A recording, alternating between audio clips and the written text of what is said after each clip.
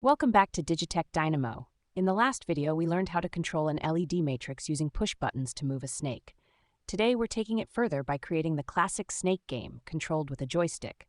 Let's dive into it. Components used: Arduino Uno, the brain of the project, 8x8 LED matrix to display the snake and food, Joystick Module for controlling the snake's movement, jump wires to make the necessary connections, breadboard for easier wiring, optional, power supply to power the Arduino, circuit diagram, joystick connections, X-axis to A0 analog pin, Y-axis to A1 analog pin, GND and VCC to Arduino GND and 5 volts, LED matrix connections, DIN to pin 12, CLK to pin 11, CS to pin 10, GND and VCC to Arduino GND and 5 volts. How it works.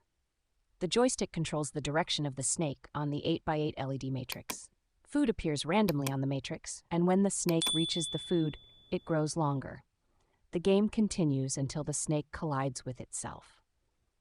After uploading the code, you'll see the snake moving smoothly based on joystick inputs.